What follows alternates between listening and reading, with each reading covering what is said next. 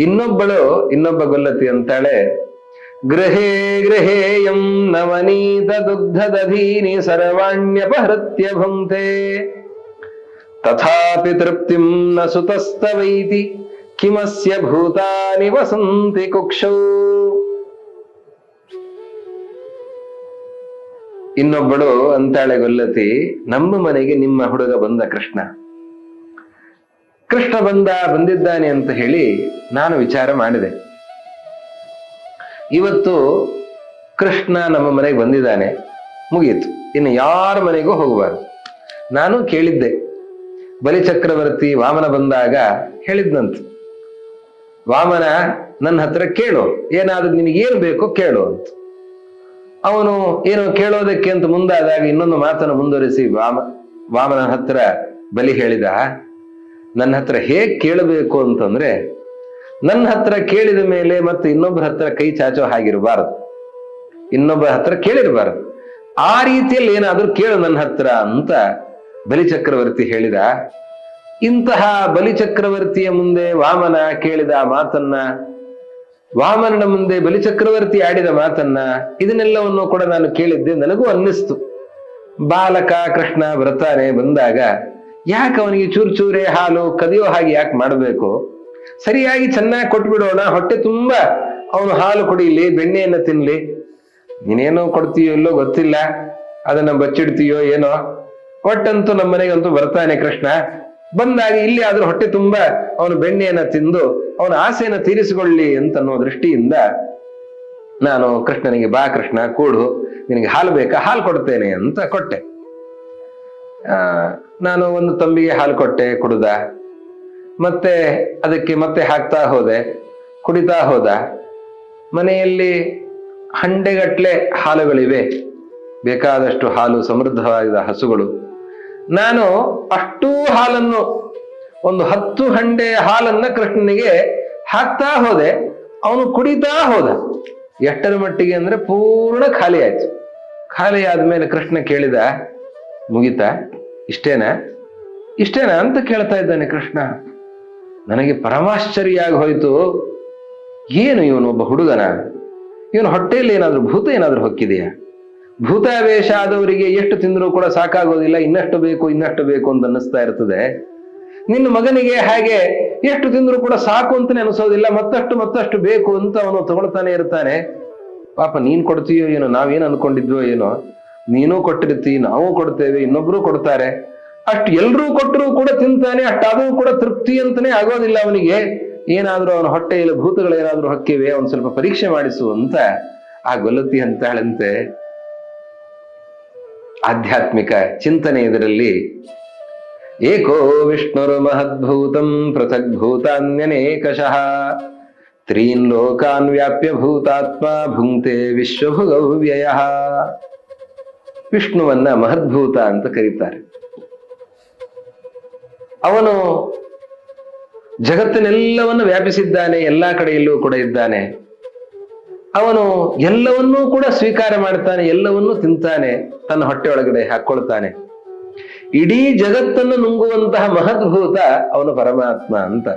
ಜಗತ್ತಿನಲ್ಲೆಲ್ಲಲ್ಲಿ ಸಣ್ಣ ಸಣ್ಣ ಭೂತಗಳು ಇನ್ನೊಬ್ಬರೊಳಗೆ ಹೊಕ್ಕು 2 ಚಪಾತಿ ತಿನ್ನುವ ವ್ಯಕ್ತಿಯು ಕೂಡ 25 ಚಪಾತಿ ತಿಂದರೂ ಕೂಡ ಸಾಕು ಅಂತ ಅನಿಸದೇ ಇರುವುದನ್ನು ನಾವು ನೋಡ್ತೇವೆ. ಇದು ಭೂತಾವೇಶದಿಂದ ಆಗುವಂತಹದ್ದು. ಇದು ಚಪಾತಿ ತಿನ್ನೋದು, ಹಪ್ಪಳ ತಿನ್ನೋದು, ಸಂಡಿಗೆ ತಿನ್ನುವ ಭೂತ ಅಲ್ಲ. ಇದು ಬ್ರಹ್ಮಾಂಡವನ್ನು ನುಂಗುವಂತಹ ಭೂತ ಇದು. ಹೀಗಾಗಿ ಮಹದ್ಭೂತ ಅಂತ ಅವನನ್ನ ಹೇಳ್ತಾ ಇದ್ದಾರೆ. ಎಲ್ಲವನ್ನೂ ಸ್ವೀಕಾರ ಮಾಡ್ತಾನೆ ಅವನು.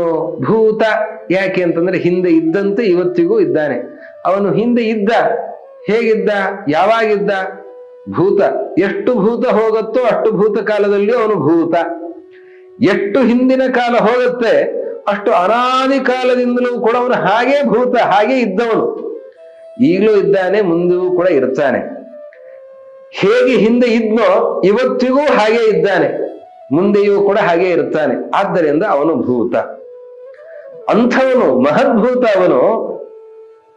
ಅವನ ಒಳಗೆ ಭೂತಗಳು ಹೊಕ್ಕಿವೆಯಾ? ಹೌದು. ಬ್ರಹ್ಮಾಂಡ ಎಲ್ಲವೂ ಕೂಡ ಅವನ ಹೊಟ್ಟೆ ಒಳಗಡೆ ಇದೆ. ಆದ್ದರಿಂದ ಎಲ್ಲವನ್ನೂ ತನ್ನ ಹೊಟ್ಟೆಯಲ್ಲಿ ಹೊತ್ತವನಾದ್ದರಿಂದ ಅವನು ಮಹದ್ಭೂತ, ಎಲ್ಲವನ್ನು ಹೊತ್ತವನು ಅನ್ನುವ ದೃಷ್ಟಿಯಿಂದ ಕಿಮಸ್ಯ ಭೂತಾನಿ ವಸಂತಿ ಕುಕ್ಷವು, ಇವನ ಹೊಟ್ಟೆಯೊಳಗೆ ಭೂತಗಳೇನಾದರೂ ಪ್ರವೇಶ ಮಾಡಿವೆಯಾ ಪರೀಕ್ಷೆ ಮಾಡು ಅಂತಲ್ಲ, ಇವನ ಹೊಟ್ಟೆಯೊಳಗೆ ಭೂತಗಳಿವೆ. ಇದು ಆಶ್ಚರ್ಯಕರ ಅಂತ ಆ ಗೊಲ್ಲತಿ ಹೇಳ್ತಾ ಇದ್ದಾಳೆ. ಹೀಗೆ ಅವನು ಅವತಾರ ಮಾಡಿದಾಗಲೂ ಇಂತಹ ಒಂದು ಮಹಿಮೆಯನ್ನು ತೋರಿಸ್ತಾ ಇದ್ದಾನೆ. ಬ್ರಹ್ಮಾಂಡವನ್ನ ನುಂಗುವ ಈ ಪರಮ ಶಕ್ತಿಯನ್ನು ಹೊಂದಿರುವ ಈ ಕೃಷ್ಣ ಬಾಲರೂಪದಲ್ಲಿರುವಾಗಲೇನೆ ಅವನು 10 ಹಂಡೆ ಹಾಲನ್ನು ಕುಡಿತಾನೆ ಅಂತಂದ್ರೆ ಅವನ ಸಾಮರ್ಥ್ಯ ಎಂಥದ್ದು ಅನ್ನೋದನ್ನ ಆ ಗೊಲ್ಲತಿ ನೋಡಿ ಆನಂದ ಪಡ್ತಾ ಇದ್ದಾಳೆ. ಇನ್ನೊಬ್ಬಳು ಆ ಕೃಷ್ಣನ ಲೀಲೆಯನ್ನ ಹೇಳ್ತಾಳೆ. ಇನ್ನೊಬ್ಬಳ ಮನೆಗೆ ಕೃಷ್ಣ ಬಂದಿದ್ನಂತೆ. ಬಂದಾಗ ಹಾಲು ಇರ್ಲಿಲ್ಲ.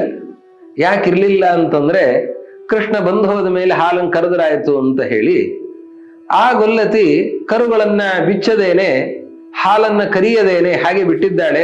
ಸ್ವಲ್ಪ ತಡವಾಗಿ ಹಾಲನ್ನು ಕರೆದರಾಯ್ತು ಇವತ್ತು ಅಂತ ಬಿಟ್ಟಿದ್ದಾಳಂತೆ. ಕೃಷ್ಣ ಬಂದವನೇ ಕೃಷ್ಣ ಏನು ಮಾಡಿದ ಅಂತಂದ್ರೆ ಆ ಕರುಗಳನ್ನೆಲ್ಲ ಬಿಚ್ಚಿದ್ದಂತೆ. ಹಾಲು ಆ ಕಡೆ ಈ ಕಡೆ ಎಲ್ಲೂ ಇಲ್ಲ. ನೋಡಿದ ಹಾಲು ಕರಿಬೇಕಾಗಿದೆ ಅಂತ. ಅವನು ಬಂದವನೇ ಹಟ್ಟಿಗೆ ಹೋದವನೇ ಕರುಗಳನ್ನೆಲ್ಲ ಬಿಚ್ಚಿದ. ಕರುಗಳನ್ನು ಬಿಚ್ಚಿದ್ರೆ ಆ ಕರುಗಳೆಲ್ಲ ಓಡಿ ಹೋಗ್ತವೆ, ಹಾಲು ಕುಡಿತವೆ. ಅದು ಎಳೆದು ಕಟ್ಟಿದ್ರೆ ಹಾಲು ಸಿಗತ್ತೆ, ಇಲ್ಲ ಅಂತಂದ್ರೆ ಕರುಗಳೇ ಹೆಚ್ಚಿಂದ ಹಾಲು ಕುಡಿದು ಬಿಡುತ್ತವೆ. ಕೃಷ್ಣ ನೇರವಾಗಿ ಹೋಗಿ ಆ ಕರುಗಳನ್ನು ಬಿಚ್ಚಿದ್ದಾನೆ. ನಾವು ಹೋಗಿ ಹಿಡಿಯುವ ಮೊದಲೇ ಆ ಕರುಗಳೆಲ್ಲವೂ ಕೂಡ ಹಾಲು ಕುಡಿತಾ ಇವೆ. ನಾವು ಹೋಗಿ ಹೇಳಿದ್ದಂತೆ ಕೃಷ್ಣನ ಹತ್ರ ಆ ಗೊಲ್ಲತಿ ಅಂದ್ಲಂತೆ, ನಮುಂಚ ವತ್ಸಾನ್ ತ್ವಮಿಹೆತ್ಯ ಬದ್ಧಾನ್ ಇತೀರಿತೆ ಹಂತಃ ಸನ್ಯಶೋದೆ ಇತೀರಿತೆ ಪುಣ್ಯಪದೇ ಯಶೋದೆ ಸ್ಮಿತೋಲ್ಲಸದ್ ವಕ್ತ್ರಮದಾತ್ಸುದಸ್ತೆ ಸ್ವಭಾವ ಇತ್ಯುತ್ತರ ಮುತ್ತರಜ್ಞಃ.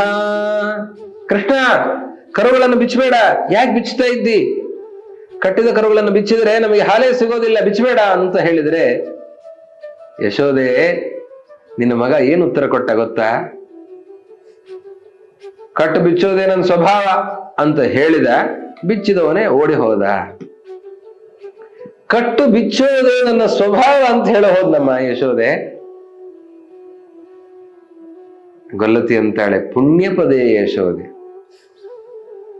ನಿನ್ನ ಯಶೋಧ ಅಂತ ಯಾರು ಹೆಸರಿಟ್ಟಿದ್ದಾರೆ? ಎಂಥ ಹೆಸರಿಟ್ಟಿದ್ದಾರೆ ಯಶೋಧ ಅಂತ. ಒಳ್ಳೆ ಹೆಸರು ನಿಂದು.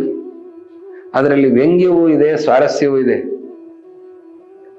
ಕರುಗಳ ಕಟ್ಟನ್ನ ಬಿಚ್ಚಿ ಇಷ್ಟೆಲ್ಲ ತೊಂದರೆ ಕೊಡ್ತಾ ಇರುವಂತಹ ಆ ನಿನ್ನ ಮಗನ ಇವನ ಚೇಷ್ಟೆ, ಅದು ನಿನ್ನ ಮಗ ಹೀಗೆ ಮಾಡ್ತಾನೆ, ನಿನ್ನ ಮಗ ಹೀಗೆ ಮಾಡ್ತಾನೆ ಅಂತ ಎಲ್ಲರೂ ಕೂಡ ಬಂದು ಹೇಳ್ತಾ ಇದ್ದಾರಲ್ಲ, ಭಾರಿ ಯಶೋಧ ನೀನು, ಒಳ್ಳೆ ಕೀರ್ತಿ ಕೊಡ್ತಾ ಇದ್ದಿ ಕುಲಕ್ಕೆ ಅಂತ ವ್ಯಂಗ್ಯ.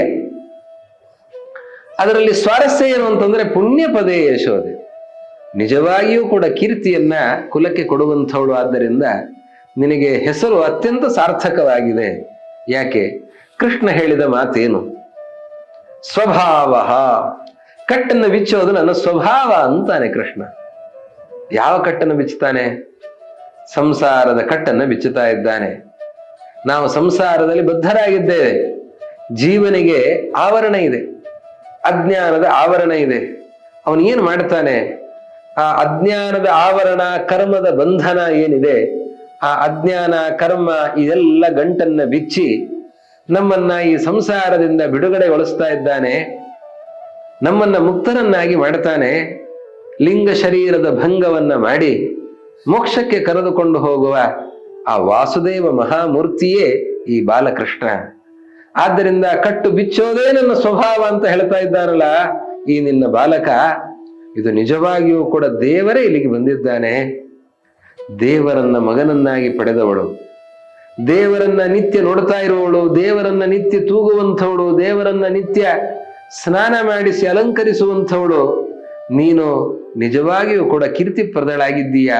ಹೀಗಾಗಿ ಪುಣ್ಯ ಪದ ನೀನು ಅಂತ ಈ ರೀತಿಯಲ್ಲಿ ಯಶೋದೆಯ ಸ್ತೋತ್ರವೂ ಹೌದು, ಕೃಷ್ಣನ ಸ್ತೋತ್ರವೂ ಹೌದು. ಮೇಲ್ನೋಟಕ್ಕೆ ಇಬ್ಬರ ನಿಂದನೆ, ಆಂತರ್ಯದಲ್ಲಿ ಇಬ್ಬರ ಸ್ತೋತ್ರ. ಇದು ನಿಂದಾಸ್ತುತಿ. ಮೇಲ್ನೋಟದ ನಿಂದನೆ, ಆಂತರ್ಯದಲ್ಲಿ ಸ್ತೋತ್ರ. ಆದ್ದರಿಂದ ಇದನ್ನು ನಿಂದಾಸ್ತುತಿ ಅಂತ. ಲೋಕದಲ್ಲಿ ಸ್ವಲ್ಪ ವಿಪರೀತವಾಗಿರುತ್ತೆ.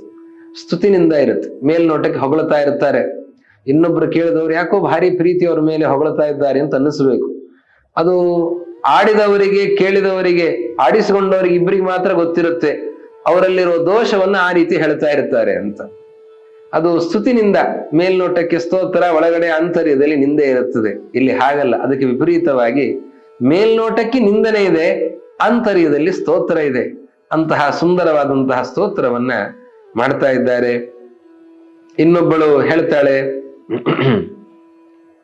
ಕಸ್ಮಾದಂಗನಯಸ್ಯುಲೂಖಲಮಿತೋ ದುಗ್ಧಸ್ಯ ಪಾತ್ರಾದಧಃ ಸ್ನಿಗ್ಧಂ ಸ್ಥಾಪಯಿತುಂ ತತಶ್ಚ ಕಿಮಿತಿ ಪ್ರೋಕ್ತೆ ಪ್ರಭುರ್ಯೋ ಗದತ್ ಮಧ್ಯಸ್ಯಾಗ್ರ ಸುಜಾತ ಸುಸ್ಮಿತ ಪಯಃ ಪಾತ್ರಾನನಸ್ಯೋಪಮಾಂ ಮುಗ್ಧೇ ವೀಕ್ಷಯಿತುಂ ತವೇತಿ ಸಪಟುಃ ದುಷ್ಕರ್ಮಣ ಅಂಗೂಹನೇ. ಕೃಷ್ಣ ನಮ್ಮ ಮನೆಗೆ ಬಂದ. ನಮ್ಮ ಮನೆಗೆ ಕೃಷ್ಣ ಬಂದಾಗ ಅವನು ಏನ್ ಮಾಡ್ತಾ ಇದ್ದ? ನೋಡಿದ್ನಂತೆ, ಆ ಕಡೆ ಈ ಕಡೆ ನೋಡಿದ. ಹಾಲು ಎಲ್ಲಿದೆ? ಗಡಿಗೆಯಲ್ಲಿ ಹಾಲಿದೆ. ಆ ಗಡಿಗೆ ಎಲ್ಲಿದೆ? ಅದು ಮೇಲೆ ಕಟ್ಟಿ ಹಾಕಿದೆ. ಮೇಲೆ ಅದನ್ನ ಕಟ್ಟಿ ಹಾಕಿದೆ. ಅದನ್ನು ನೋಡಿದ್ನಂತೆ ಕೃಷ್ಣ. ಇದು ಮೇಲೆ ಹಗ್ಗದಲ್ಲಿ ಕಟ್ಟಿ ಹಾಕಿದ್ದಾರೆ, ಅದನ್ನ ತೂಗು ಹಾಕಿದ್ದಾರೆ. ಇಂತಹ ಹಾಲಿನ ಗಡಿಗೆ ನಿಲ್ಲಿಸ್ಬೇಕು, ಅದನ್ನ ಕುಡಿಬೇಕು ಅಂತನ್ನೋ ಆಲೋಚನೆಯಲ್ಲಿ ಕೃಷ್ಣ ಒಂದು ಒರಳುಕಲ್ಲನ್ನು ಎಳ್ಕೊಂಡು ಬಂದಂತೆ. ಬಹಳ ಎತ್ತರದಲ್ಲಿತ್ತದು. ಅದಕ್ಕೆ ಒಂದು ಎತ್ತರದ ಒರಳುಕಲ್ಲನ್ನು ಎಳ್ಕೊಂಡು ಬರ್ತಾ ಇದ್ದಾನೆ. ಒರಳುಕಲ್ಲನ್ನು ಎಳ್ಕೊಂಡು ಬರ್ತಾ ಇರೋ ಹೊತ್ತಿಗೆ ಸರಿಯಾಗಿ ನಾನು ಬಂದೆ. ಬಂದವಳೆ ಪ್ರಶ್ನೆ ಕೇಳಿದೆ, ಏನೋ ಕೃಷ್ಣ, ಯಾಕೆ ಒರಳುಕಲ್ಲು ಎಳ್ಕೊಂಡು ಹೋಗ್ತಾ ಇದ್ದಿ? ಏನಾಗಬೇಕಾಗಿತ್ತು ನಿನಗೆ? ಏನಿಲ್ಲ, ಮೇಲಿನ ಹಾಲಿನ ಗಡಿಗೆ ಇಳಿಸ್ಬೇಕಾಗಿತ್ತು ನಾನು. ಹಾಗೆ ಹೇಳಿದ. ಎಂಥ ಧೈರ್ಯ ಕೃಷ್ಣನಿಗೆ! ಹಾಲಿನ ಗಡಿಗೆ ಇಳಿಸೋದಕ್ಕೋಸ್ಕರ ಒರಳುಕಲ್ಲು ಎಳ್ಕೊಂಡು ಬರ್ತಾ ಇದ್ದೇನೆ ಅಂತ ಹೇಳಿದ. ನಾನು ಬಿಡ್ಲಿಲ್ಲ ಅವನನ್ನು. ಕೇಳಿದೆ, ಹಾಲಿನ ಗಡಿಗೆಯನ್ನು ಯಾಕೆ ಇಳಿಸಬೇಕಾಗಿದೆ? ಈಗ ಹಾಲಿನ ಕೆಲಸ ಏನಿದೆ? ಕೃಷ್ಣ ಅದಕ್ಕೇನು ಉತ್ತರ ಕೊಡಬೇಕು? ಯಶೋದೆ, ನೀನ್ ಯಾರು ಕಲ್ಪನೆಯೂ ಮಾಡ್ಲಿಕ್ಕೆ ಸಾಧ್ಯ ಇಲ್ಲ. ನಿನ್ನ ಮಗ ಕೊಡೋ ಉತ್ತರ, ಅವನು ಆಡುವ ಮಾತುಗಳು ಯಾವ ಸಣ್ಣ ಬಾಲಕರಲ್ಲ, ದೊಡ್ಡವರು ಆ ರೀತಿಯಲ್ಲಿ ಮಾತಾಡ್ಲಿಕ್ಕೆ ಸಾಧ್ಯ ಇಲ್ಲ. ಅಂತಹ ಮಾತನ್ನು ಹೇಳ್ತಾನೆ ನಿನ್ನ ಮಗ. ಏನ್ ಹೇಳಿನಮ್ಮ ಅಂತ ಕೇಳಿದ್ಲಂತೆ ಯಶೋದೆ. ಆ ಗೊಲ್ಲತಿ ಅಂತಾಳೆ, ನಾನು ಬಂದಾಗ ಆ ಕಡೆ ಈ ಕಡೆ ನೋಡಿದೆ, ನಿನ್ನನ್ನು ನೋಡ್ಬೇಕು ಅಂತಾನೆ ಬಂದೇನೆ. ನೀನ್ ಎಲ್ಲೂ ಕಾಣಿಸಲಿಲ್ಲ. ಎಲ್ಲಿ ಕೆಲಸಕ್ಕೆ ಹೋಗಿದ್ದೀಯೋ ಏನೋ ಅಂತ ಅನ್ನಿಸ್ತು. ಆಲೋಚನೆ ಬಂತು, ನಿನ್ನನ್ನು ನೋಡದೇನೆ ಹಾಗೆ ಹೋದರೆ ನನಗೆ ಸಮಾಧಾನ ಆಗೋದಿಲ್ಲ. ಅದಕ್ಕೆ ನಿನ್ನನ್ನು ನೋಡಬೇಕು ಅಂತ ಬಲವಾದ ಆಸೆ ಬಂತು. ಅದಕ್ಕೆ ಈ ಒರಳು ಕಲ್ಲನ್ನು ಎಳ್ಕೊಂಡು ಬಂದು ಅದರ ಮೇಲೆ ಹಾಲಿನ ಗಡಿಗೆಯನ್ನು ಇಟ್ಟು ಆನಂದ ಪಡೋಣ ಅಂತ. ಏನೋ ಸಂಬಂಧ ಕೃಷ್ಣ ಅದಕ್ಕೆ ಅಂತಂದ್ರೆ, ಈ ಒರಳು ಕಲ್ಲಿದೆ ನೋಡು, ಒರಳು ಕಲ್ಲು ಹೇಗಿರ್ತದೆ? ಮಧ್ಯದಲ್ಲಿ ಹೀಗೆ ಸಣ್ಣಗಿರ್ತದೆ. ಆ ಮಧ್ಯದಲ್ಲಿ ಹೀಗೆ ಸಣ್ಣಗಿರ್ತದೆ, ಮತ್ತೆ ಹೀಗೆ ಇರ್ತದೆ. ಇದನ್ನು ನೋಡುವಾಗ ನಿನ್ನ ಶರೀರದ ಆಕಾರವೇ ಅಲ್ಲಿ ಕಾಣಿಸ್ತಾ ಇದೆ. ಆದರೆ ಮುಖದ ಕೊರತೆ ಒಂದು ಇದೆ. ಶರೀರದ ಆಕಾರ ಸಣ್ಣದಾದಂತಹ ನಡು ಇರುವಂತಹ ನಿನ್ನಂತೆ ಈ ಒರಳು ಕಲ್ಲಿನ ಆ ಆಕಾರ ಕಾಣಿಸ್ತಾ ಇದೆ. ಆದರೆ ಮುಖದ ಕೊರತೆ ಒಂದು ಕಾಣಿಸ್ತು. ಅದಕ್ಕೆ ಈ ಹಾಲಿನ ಗಡಿಗೆಯನ್ನ ಈ ಒರಳು ಕಲ್ಲು ಮೇಲೆ ಇಟ್ಟುಬಿಟ್ರೆ ಹಾಲಿನಂತಹ ನಿನ್ನ ಮುಖ, ಆ ನಗತಾ ಇದ್ರೆ ಒಳ್ಳೆ ಹಾಲು ಉಕ್ಕುವಂತೆ ಕಾಣಿಸುತ್ತೆ. ಅಂತಹ ಹಾಲಿನ ಪಾತ್ರೆಯಂತೆ ಇರುವ ನಿನ್ನ ಮುಖವನ್ನ ನಾನು ಇಲ್ಲೇ ನೋಡಿ ಆನಂದ ಪಡೋಣ ಅಂತ ಒರಳು ಕಲ್ಲನ್ನ ಎಳ್ಕೊಂಡು ಬರ್ತಾ ಇದ್ದೆ. ನೀನು ಬಂದು ಬಿಟ್ಟು ಬಹಳ ಸಂತೋಷ ಆಯ್ತು ನನಗೆ ಅಂತ ನಿನ್ನ ಮಗ ಹೇಳ್ತಾನೆ. ಯಾರು ಹೀಗೆ ಮಾತಾಡುತ್ತಾರೆ? ಅವನು ಮಾಡುವ ತುಂಟುತನ, ಅವನು ಮಾಡುವ ಚೇಷ್ಟೆ ಅದು ಭಾರಿ ದೊಡ್ಡದು. ಅದು ಯಾರೂ ಕೂಡ ಮಾಡ್ಲಿಕ್ಕೆ ಸಾಧ್ಯ ಇಲ್ಲ. ಆದ್ರೆ ಅದನ್ನ ಬಚ್ಚಿಡೋದು, ತಾನು ಮಾಡುವ ತುಂಟತನವನ್ನ ಹಾಗೆ ಒಪ್ಪಿಟ್ಟುಕೊಳ್ತಾನೆ, ಅದನ್ನ ಬಚ್ಚಿಡ್ತಾನಲ್ಲ, ಅದು ಇನ್ನೂ ದೊಡ್ಡದು. ಅದನ್ನು ಯಾರು ಕಲ್ಪನೆಯೂ ಮಾಡ್ಲಿಕ್ಕೆ ಸಾಧ್ಯ ಇಲ್ಲ. ಅಂತಹ ವ್ಯಾಪಾರಗಳನ್ನ, ಲೀಲೆಗಳನ್ನು ನಿನ್ನ ಮಗ ತೋರಿಸ್ತಾನೆ. ಕ್ವಚಿತ್ ಕರೇಣೈವ ಸದುಗ್ಧ ಭಾಜನಂ ಕ್ವಚಿಚ್ಚ ಪಾದೇನ ಸಮೀಕ್ಷತೆ ಸಖಿ ಸಮಾಗತಃ ಪಶ್ಯತಿ ಪೃಷ್ಠತಸ್ತದಾ ಸವಿಶ್ವತಶ್ಚಕ್ಷುರಿವಾಸ್ತಿ ಬಾಲಕಃ. ಕೃಷ್ಣ ನಮ್ಮ ಮನೆಗೆ ಬರ್ತಾನೆ. ಇನ್ನೊಬ್ಬಳನ್ನುವ ಮಾತು, ಏನಮ್ಮ ನಿನ್ನ ಮಗ, ಅದು ಅಲ್ಲೆಲ್ಲೋ ಪಾತ್ರೆ ಇರುತ್ತದೆ, ಅವನು ಅಲ್ಲೆಲ್ಲೋ ನೋಡ್ತಾನೆ, ಹಾಗೆ ಹೋಗ್ತಾನೆ, ಅದರ ಕಡೆ ನೋಡೋದೇ ಇಲ್ಲ. ಆಮೇಲೆ ನಮ್ಗೇನು, ಕೃಷ್ಣ ಅಲ್ಲಿ ಎಲ್ಲೋ ನೋಡ್ತಾನೆ, ಎಲ್ಲಿಗೋ ಹೋಗ್ತಾನೆ, ಎಲ್ಲೋ ಕೈ ಹಾಕ್ತಾನೆ, ಎಲ್ಲಿಯೂ ಚೆಲ್ಲೋದಿಲ್ಲ, ಎಲ್ಲಿಯೂ ಎಡುವುದಿಲ್ಲ. ಆಮೇಲೆ ಹಿಂದಿನಿಂದ ನಾವು ಹೋಗಿ ಕೃಷ್ಣನನ್ನು ಹಿಡಿಬೇಕು ಅಂತ, ಅದು ಗೆಜ್ಜೆ ಹಾಕೊಂಡು ಹಿಂದಿನಿಂದ ಹೋದ್ರೆ ಗೆಜ್ಜೆ ಶಬ್ದದಿಂದಲೇ ಗೊತ್ತಾಗತ್ತೆ ಅಂತ ನಾನು ಯಾವತ್ತೂ ಗೆಜ್ಜೆ ತೆಗೆದಿಟ್ಬಿಟ್ಟಿದ್ದೇನೆ ಮೊದಲೇ. ಕೃಷ್ಣ ಬಂದ ಹಿಡಿಲಿಕ್ಕಾಗತ್ತೆ ಅಂತ. ಗೆಜ್ಜೆಯ ಶಬ್ದ ಇಲ್ಲ, ಓಲೆಯ ಶಬ್ದ ಇಲ್ಲ, ಯಾವ ಶಬ್ದಗಳೂ ಇಲ್ಲದೇನೆ ಮೆಲ್ಲನೆ ನಾನು ಹೋಗಿ ಹಿಂದಿನಿಂದ ಕೃಷ್ಣನನ್ನು ಹಿಡಿಯೋಣ ಅಂತ ಹೊರಟ್ರೆ ಅವನ್ ಏನ್ ಬೆನ್ನಿಂದ ನೋಡ್ತಾನ, ಏನ್ ಕಥೆ ಗೊತ್ತಿಲ್ಲ, ಹಾಗೆ ಹಾರಿ ಹೋಗ್ತಾ ಇದ್ದೀನಿ ಮಗ. ಕೈಯಿಂದ ನೋಡ್ತಾನೆ, ಕಾಲಿನಿಂದ ನೋಡ್ತಾನೆ, ಬೆನ್ನಿನಿಂದ ನೋಡ್ತಾನೆ, ತಲೆಯಿಂದ ನೋಡ್ತಾನೆ. ಅವನಿಗೆ ಏನ್ ಮೈಯೆಲ್ಲ ಕಣ್ಣಿದೆಯಾ, ಏನ್ ಕಥೆ ನಿನ್ನ ಮಗನಿಗೆ?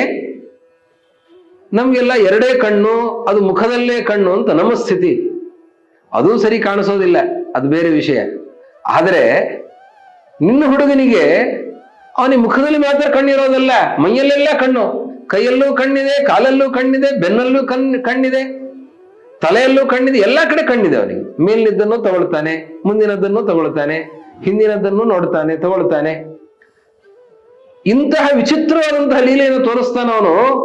ಅವನು ಏನು ವಿಶ್ವತಶ್ಚಕ್ಷುನ, ಅವನು ಏನ್ ಕಥೆ, ಮೇಯೆಲ್ಲ ಕಣ್ಣಿದೆ, ಪರೀಕ್ಷೆ ಮಾಡಿಸು ಸ್ವಲ್ಪ ಅಂತಾಳೆ. ಅವನು ವಿಶ್ವತಶ್ಚಕ್ಷು ಗೊತ್ತ.